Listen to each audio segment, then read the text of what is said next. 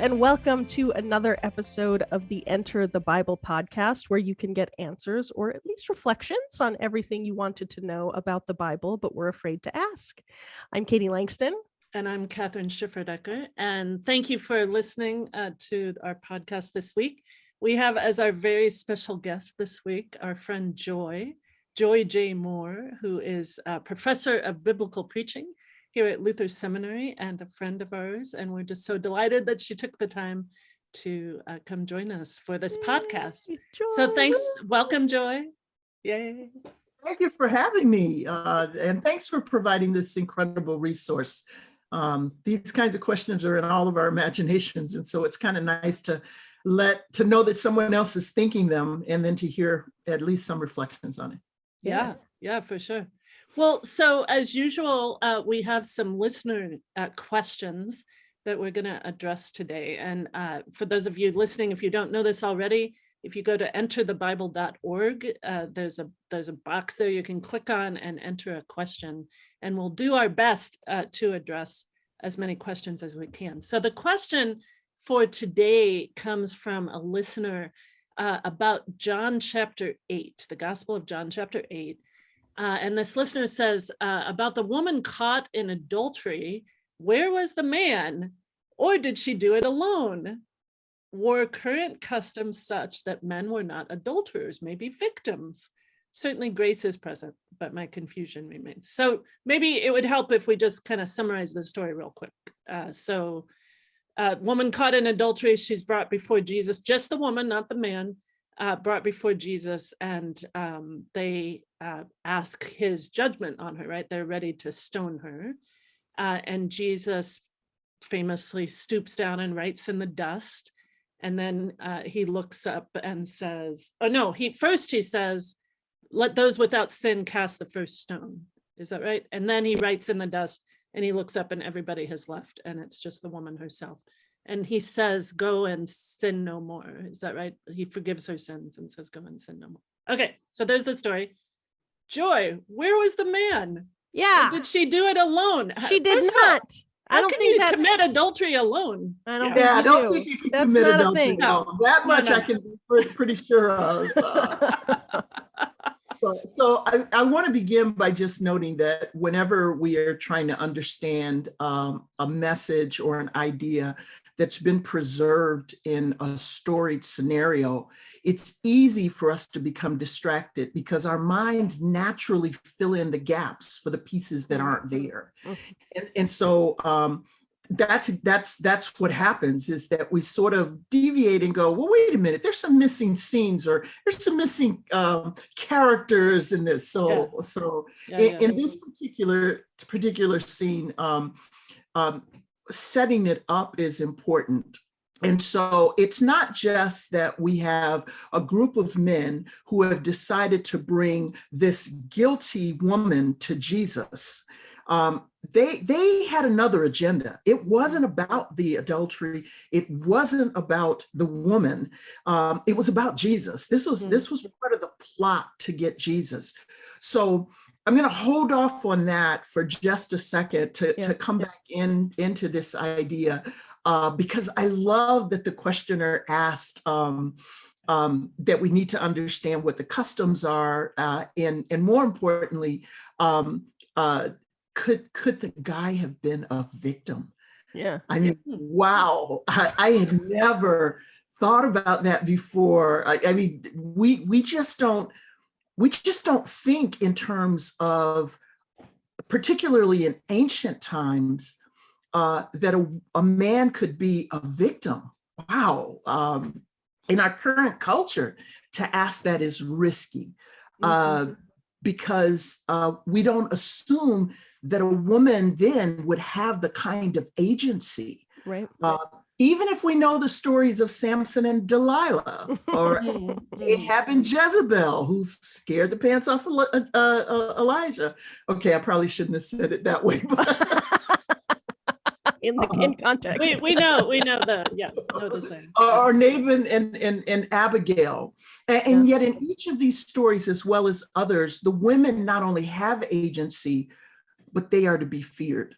Of course, I just digressed because I love these stories, but I loved that particular portion of the question.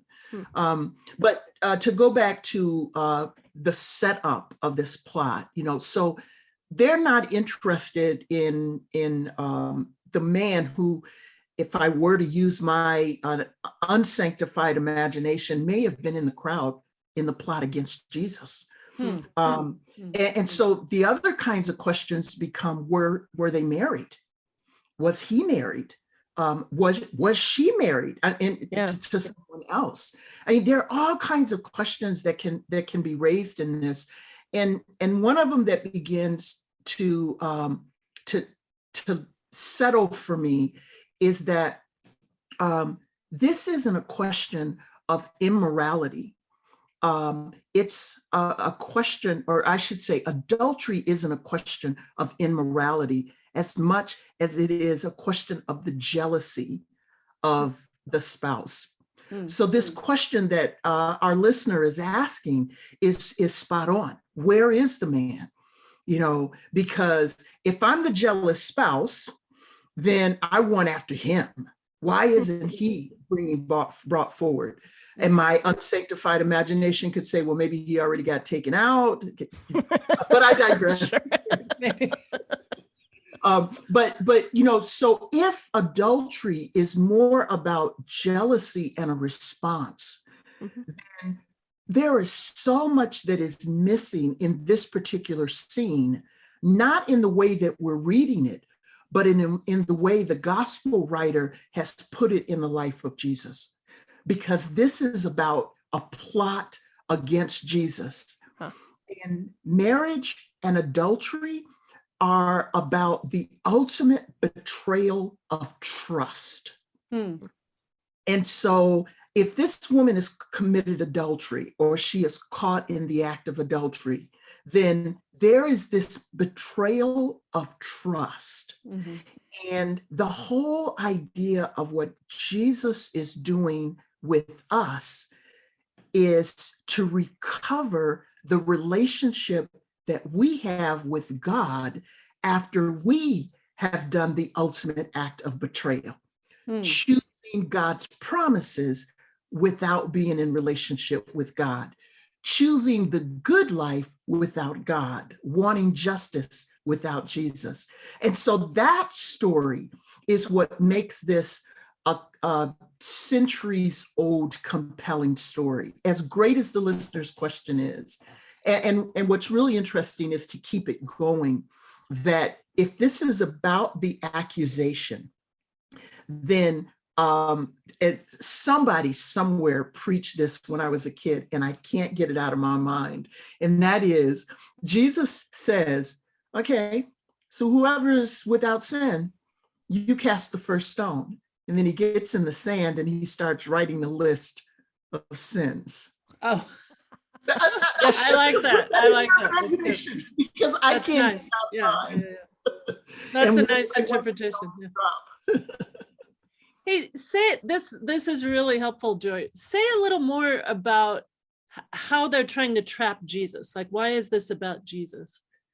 Yeah. So in the Gospel of John, we have this constant question of who Jesus is and the things that he keeps doing, particularly the grace that he extends, healing the blind, raising the dead, caring for the outsider, feeding the hungry.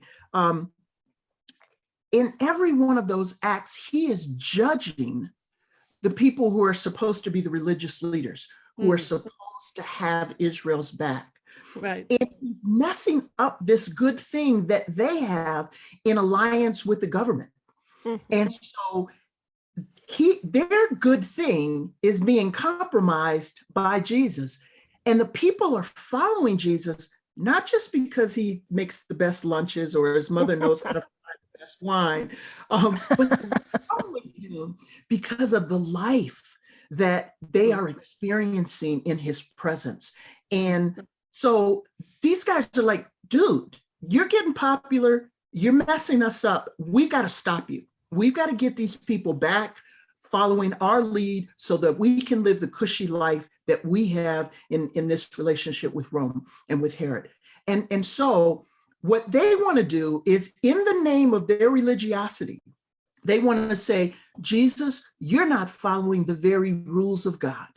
And Jesus is exposing, really, if you knew my Father, then you would know who I am. If you understood what these rules were about, then you would live differently. And that's the story or the action of Jesus that is continually happening over and over again throughout the Gospel of John. That's really helpful. I'm reminded of John 7:24. Do not judge by appearances, but judge with right judgment. Right. That's our helpful guru, media guru, just put that in the chat feature here. That's why. Good job, Ben. But yeah, Ben. Thanks, Ben. So Jesus isn't doing what the religious leaders, that is, think he should be doing, right? They're the religious authorities. They're the ones that should be, regarded by Jesus and in conversation with Jesus and not revered maybe, but at least respected by Jesus, right? But he's a kind of a thorn in their side, right? And he's associating with the no good, the nobodies of society. And so they're like, hey, this isn't going the way that we think it should. So how about we bring this woman, right? Use this woman as a kind of pawn in this and see how you treat her, right? Of all the people, that Jesus should condemn, surely it would be a woman caught in adultery. This would be a clear-cut case of like what you're supposed to do. Right. And he confounds them. Exactly. And it's worth saying that in the Old Testament, adultery is, at least in some texts, punishable by death, right? But for both the man and the woman, I should say. Oh, good. At least they're both getting. At least they're both condemned to death. And this isn't right. I want to go back to something you said earlier, Joy. This isn't just immorality, right? This isn't promiscuity, right? There's a different. If you sleep with someone before marriage in the Old Testament, the punishment or the consequence is you got to get married, right? That's not a capital punishment kind of thing. It's adultery, which is breaking that covenant, right? Breaking the covenant of marriage. That is really the bad thing in adultery. Yeah. And the irony then becomes that what they've done is they want to accuse Jesus of betraying the communal trust of what it means to practice Judaism. And they are in fact doing it because they don't recognize him as the Messiah that has been promised. And so, I think it was N.T. Wright who points out that if you read farther in the story, or if you continue to the next scene, they abandon this, let's get Jesus by, getting him to follow the law of Moses and condemn this woman for what everybody knows is a condemnable crime. They start to call him a demon possessed. And the word there is translated actually means the accuser, Hasatan. And interesting thing is they are accusing Jesus of being the accuser. And so once again, in this twist of how every act of grace that Jesus extends becomes an act of judgment against the person who really isn't completely committed to the justice and righteousness of God. So Jesus' extension of forgiveness to this woman judges these guys. Right. And it's like a major slap in the face. And when you pay attention to the details in the story, it says that the older ones left first. And basically what you see there is the older ones in that culture would have the respect. And if they say, Jesus is a thorn in our flesh and we got to get rid of him, then the younger ones are like, okay, don't fully understand it, but I trust you. But if you're not going to stone them, okay, I'm not gonna, I don't know what Uncle Leroy didn't do or did do, but I ain't throwing the first stone. But buddy, you gonna do? No. And all of them walked away until it's just Jesus and the woman. And she says, so are you gonna condemn me? And I know this isn't the words of John, but I just think all of the Gospels tell the same story of Jesus. And in Matthew, we have that, and in Luke, we have the prayer that Jesus taught his disciples, that God would forgive us as we forgive others. And so Jesus is showing her that forgiveness. Neither do I condemn you. Man, what kind of witness for the grace and presence of the peace of God do you think that woman became after that moment? And we know what happens to the guys. They keep trying to go after Jesus until they are actually successful. Right. But then in a twist, they're not all the way successful because, spoiler, he rises from the dead. Oh, isn't that the season that we're in right now? Yeah, it is. It is. Yeah. That's the wonderful thing of the season of Easter, is the opportunity to be able to tell the story of the twist that God's good, God's righteousness and justice is going to win out, even against the laws and customs that we put in place to try and copy what God promises to give us. Yeah, that's beautiful, Joy. That's really beautiful. I love that, neither do I condemn you, right? And that grace extended to her. I'd forgotten that detail about the older ones leaving first. Like maybe they've had more time to accumulate sins, who knows, but right, they know their own guilt, and so they leave. But don't write my stuff on the ground, Jesus. Yeah, right. I love that. I love that sermon illustration. That's really great. Yeah, that is nice. I just want to say we were talking about the possibility of the man as a victim at the beginning.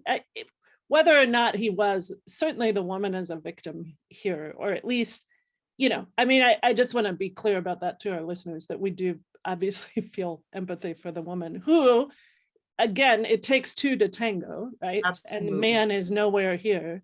So she's the one who bears the brunt of the rage and the patriarchal shame, the control and the condemnation, shame. the control. The accusation.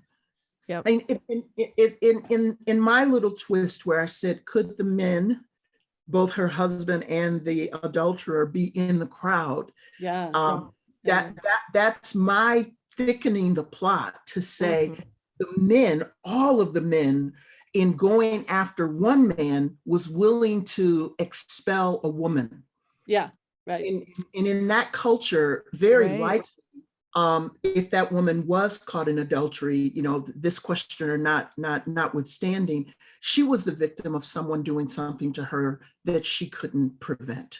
And so often we know that is still true, even today, where women have agency, but men still have a more aggressive power in this way. So thank you for making that clear, Kathryn. Yeah. Well, but at the end, of course, your emphasis, Joy, on grace and on forgiveness and on reconciliation is just a great word to take away and theme to take away from this story. And I love how you connect it with the Lord's Prayer, right? Forgive us our sins as we forgive those who sin against us. So you can imagine this woman then being a witness at, giving her testimony about God's grace, about God's forgiveness, and being reconciled to her community again. So, and it becomes another twist, because she was easily dispelled, kill her, we move on. She now becomes another loud voice supporting Jesus and telling the story of his grace and forgiveness and the abundant life that he offers. Yep, indeed. Well, thank you so much. You're a preacher, Joy. Even in the podcast, you're a preacher. That'll preach. So that will preach. That will preach. Thank you so much. And thank you to our listeners for listening to this episode of the Enter the Bible podcast. You can get lots more podcasts and courses and commentaries and resources and videos and other reflections at enterthebible.org. Be sure to rate and review us on your favorite podcast app, and share the podcast with a friend if you found it helpful. Thanks for joining us.